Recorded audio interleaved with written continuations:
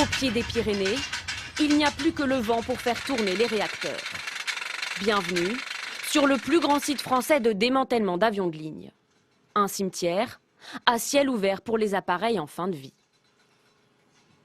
Vous avez ici des avions turcs, vous avez des avions provenant de Jordanie, d'Asie, de Russie. Des avions trop vieux, trop dangereux pour continuer à voler. Il s'agit d'un avion qui vient de Hong Kong, il a 18 ans, il a accumulé 88 000 heures de vol et il est arrivé en début de semaine pour être démantelé. Au total, il aura fait en vol presque 2000 fois le tour de la planète. Son dernier voyage a lieu ici. Il restera entre 4 et 8 semaines. Le temps d'être entièrement désossé, réduit à un tas de ferraille, comme celui-là. Première étape, retirer toutes les pièces détachées car le propriétaire de l'avion pourra ensuite les revendre d'occasion, comme avec une voiture. Exemple avec cet Airbus A320 d'Ural Airlines. 32 000 atterrissages au compteur. Même en fin de vie, il offre près de 1000 pièces détachées toujours en bon état et réutilisables pour d'autres appareils. Quand l'avion arrive, le propriétaire nous donne une liste de pièces détachées à démonter. La plupart du temps, les pièces principales récupérées sont les moteurs.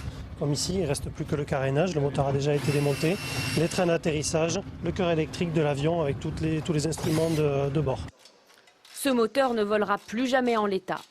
Mais certaines pièces détachées révisées pourront rapporter au total entre 1 et 3 millions d'euros à la revente. Neuf, un moteur comme celui-ci coûterait 10 millions d'euros. À l'intérieur de l'appareil, le cockpit a déjà été presque entièrement démonté. Il reste les manettes des gaz, il reste quelques équipements derrière, les panneaux breakers, mais l'essentiel des équipements de bord ont été retirés. Oui. Et pourquoi les manettes n'ont pas été retirées là? Décision du propriétaire, je ne sais pas. Lui a estimé que ce n'était pas intéressant pour lui de les récupérer. Pas intéressant, car cette manette ne vaut plus rien sur le marché de l'occasion. Elle est en surabondance. D'autres pièces par contre sont plus rares. Les portes de sécurité, les trains d'atterrissage et même les boîtes noires. Après vérification, elles seront revendues à environ 14 000 euros. C'est l'enregistreur de vol, l'enregistreur des voix des pilotes. Ça aussi c'est recyclé, réutilisé? C'est des pièces qui peuvent être réutilisées en pièces d'occasion. Ouais. C'est le genre d'équipement qui peuvent être à réparer, à changer au cours de la vie d'un avion. Dans ce hangar, toutes les pièces sont répertoriées, étiquetées, photographiées. Elles attendent maintenant un éventuel acheteur. Pour les autres, celles qui n'ont pas retenu l'attention des propriétaires, c'est le terminus.